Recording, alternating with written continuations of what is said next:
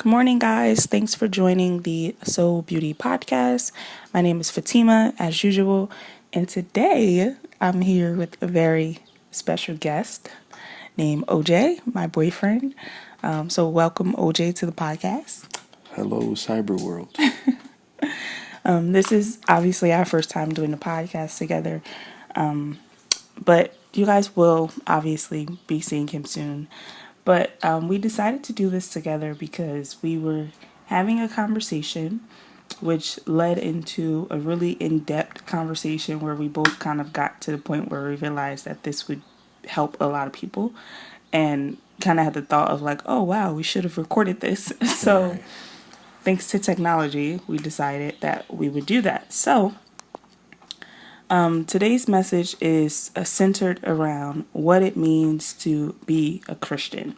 So we were, like I said, just having a conversation about this, candid conversation, and we talked about some really interesting points, especially regarding like misconceptions of being a Christian. And I wanted to share and get OJ's perspective on this topic as well. So I want to get started by asking you, actually, instead of me doing it, do you feel comfortable giving a little introduction about, I guess, yourself and your walk as a Christian? Yes. Oh, that's cool. All right. So, me and my relationship with God, it was definitely a foundation thing. I'll start with that, and I know that may come off as a little different, but me having a foundation and knowing about Christ at an earlier age does not separate or advance me in any way of being greater or more superior to anybody that is just learning about Christ or just becoming familiar with the relationship or whatever it is, because God really looks at us all the same way. So please don't look at me as a connoisseur. So I have a question just to make it clear to everyone. When you say a foundation, you mean like growing up in a church, like you kind of known that since you were a child? Yeah. Okay. And I've always had faith and a clear realization that God has always existed. I've never struggled with that. But as far as the practice and what it takes to grow in a relationship with God, it's always a learning process. There's always something to learn. Like you could never stop learning. So I have a question for you. When you were like growing up in church and because I kind of grew up in church too, but it wasn't something that stuck with me. It was kind of just like I was going because I was forced to go. It was just like what we did on Sundays, especially when I was like living in the South with my grandmother. That was just what we did. So I'm curious to know, like, what was your experience like as a child, growing up in church, wanting to be there versus like being forced to be there? Like, do you feel like you were involved more? Do you feel like you had a connection with God more? Because although I knew a little bit here and there about what it meant, I didn't actually form a relationship with God until I probably say like maybe like 2 or 3 years ago. And it hasn't really like really taken off until like this year, honestly. So how do you feel like your relationship was affected by wanting to actually be in church versus just being forced? Well, there was not a lot of phases, but there was a phase. Like first, when you're young, you kind of have no say so. But I was always kind of like I guess you can say, good energy kid. So I never really like backtalk my mother or anything like that. It was like, all right, cool, we going to church. And honestly, for me, there was a lot of love in the atmosphere, and I was like drumming or behind the camera or something. So it was always something to keep me, like further in tune with like the atmosphere, and not just like, all right, let me sit here and listen to the word. But like for a long time, I was like fine and like excited to go to church. But as I got older, and I started to build more of a mind for myself, there was a phase where I just felt like it was forced, and I was just like like, do I want to do this for myself? Or it could have been the fact that I felt like I was being forced and I had no control over it that made me want to resent church. But it wasn't necessarily like resenting church itself. And as I got older, I realized this is something I need. Like I went through my phase of like, oh, this is annoying coming here and just all these type of negative energies or perspectives on church. And it was the church and not necessarily God himself. It was just needing to go there to feel like I had to, like grow or do something. And we'll get on that topic later. But it was just a lot, really finding out what I wanted to, how I wanted to believe in God, and how I wanted to practice believing in Him, and what it is that He feels that we can grow in. So you mentioned that like at a certain point you knew that you needed it. Like you needed to build a relationship with God. What was that point for you? That's a good question. Like for me, I didn't realize this initially, but looking back at it, and a lot of the ladies listening or guys now, you may remember I posted a video where I talked about like my testimony, and it was like when you're going through things, sometimes you don't realize that that's your testimony. You don't realize that this moment is shaping you into who you're gonna be a few years from now. But for me, it was like quitting my full-time job and then ending up basically sleeping on couches for like a 2-year period. Right. And like working jobs, barely making any money. Like that was the moment for me where it was like, okay, I need God for real. Like I can't just go to church sometimes and look at a few scriptures here or there. Like I really need to make this a priority. That was the moment for me. Yeah. So was there any kind of like moments or any like defining stories in your life that kind of made you take a step back and say like I really need to have this relationship? Yes, it really was, and it's the most simple story, but it's very me. But being a creative a lot made me realize how much I needed God, because I knew that's me. Like that's what I want to do. That's just life for me. Being a person of just always like my mind just being in the creative space. I went through a big phase of like, just taking a lot of pride in myself. Like when I created things, I forget that, like, and it sounds crazy, but I would forget that, this gift was given to me by God. And when you forget that, it changes. For me, it changed the way I created. It changed how I created and what I felt when I created, which changes the whole process. But as I realized that this isn't just something that, like I just magically discovered myself, this is a gift from God.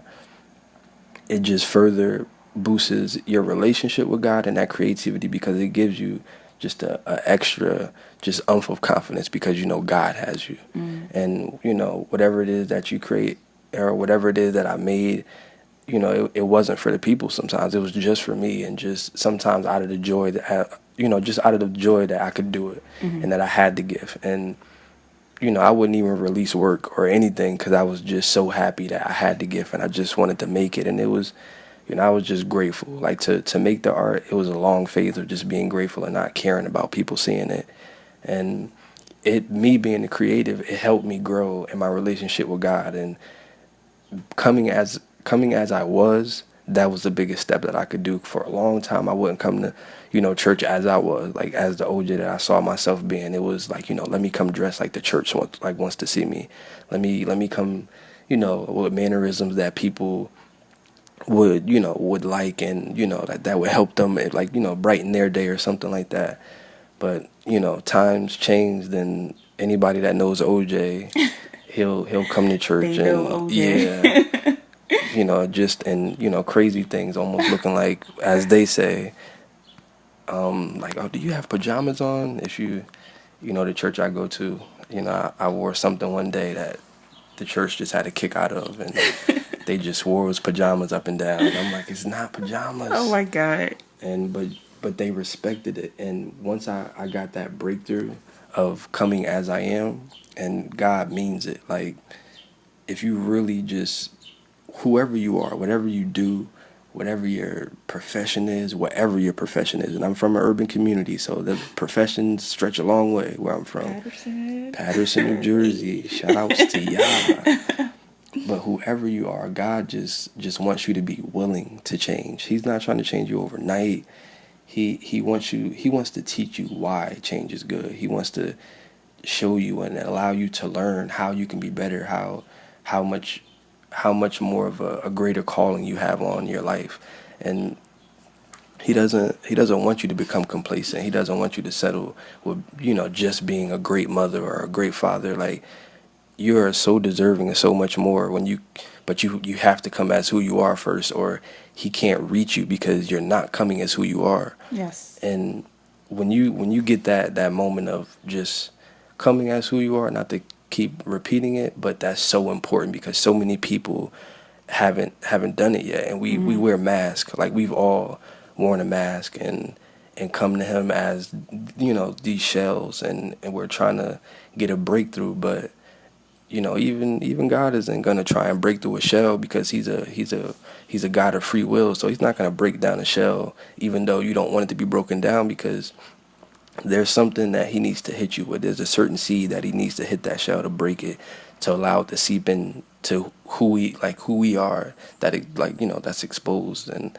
I'm not gonna get into metaphors and theories too much, because I know, you know, He has a lot of metaphors, but no, I think you brought up a lot of interesting points. Like, I love the fact that, number one, you mentioned like your story is completely different.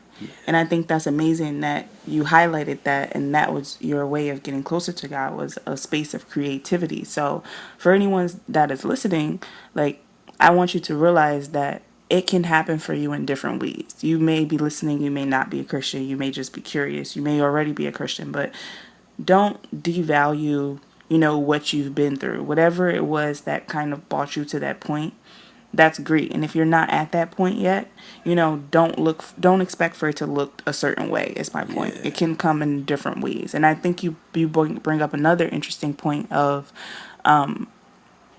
going to God as you were.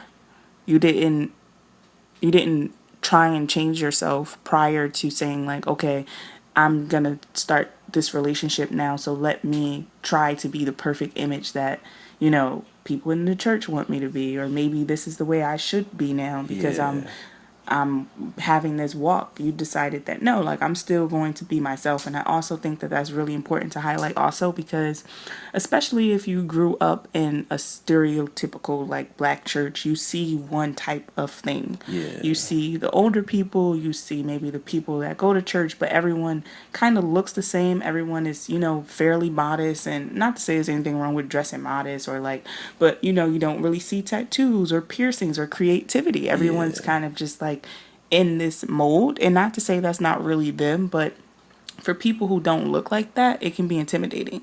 It can make you think, well, I'm not good enough to go to church, or I'm not dressed a certain way to be in church, right, or I have too many tattoos and I wear my hair in an afro, and I have, I like to dress differently, so people may judge me just for walking in there.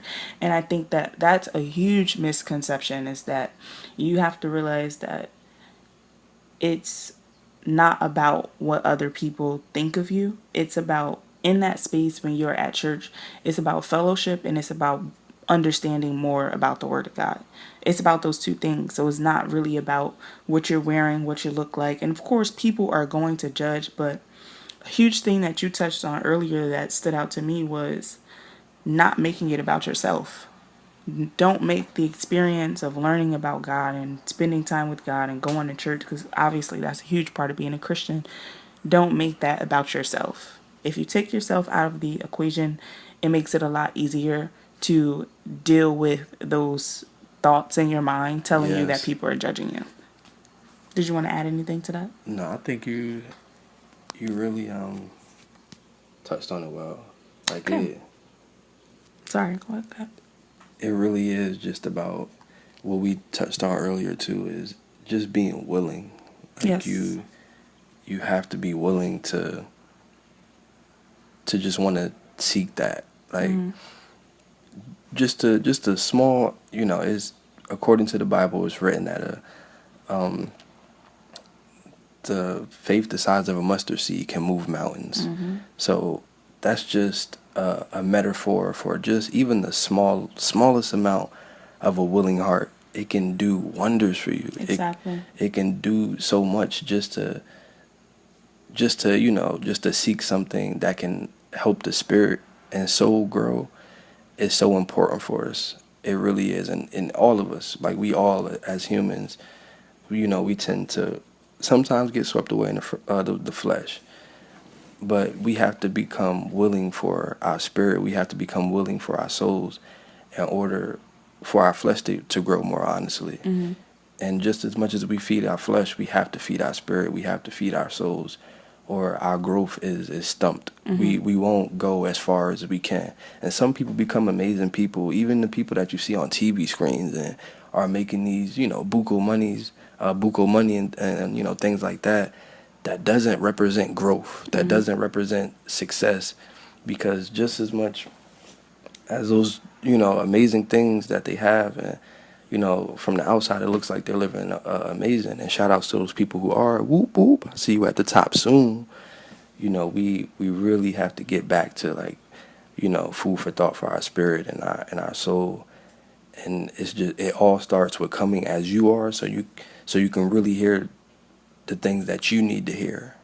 Like, when you come as you are, it seeps in differently. Mm-hmm. Like, and I'm trying to be careful with how I word things, because I'll admit I can get real, just pastory sometimes. But it just seeps in different. It's like going to school. When you go to school excited to learn, and it's like, oh man, I can't wait to go to this class, because you like the way it's taught, or the information, it just gravitates towards you. It's the same way when you go to a church with that same type of energy and willingness to learn.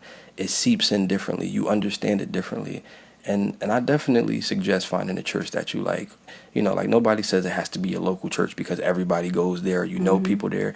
Go to a church where you can relate to the message and understand it in a way Mm-hmm. that helps you. Yes. There are, especially if you're from Patterson, New Jersey, there are churches on every other corner.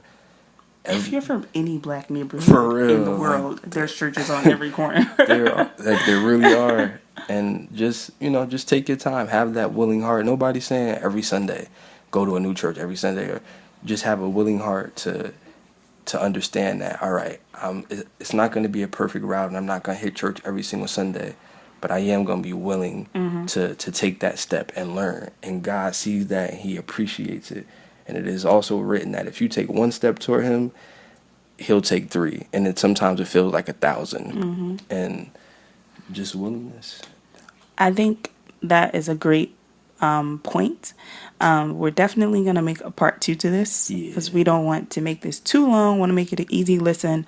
But I do want to kind of share a major point that we touched on, which is kind of like the first misconception of being a Christian, which is you don't have to be perfect. You just need to have a willing heart. So if that's the one thing that you take away from this, take away that. Remember it and understand that you don't have to be perfect to start this walk.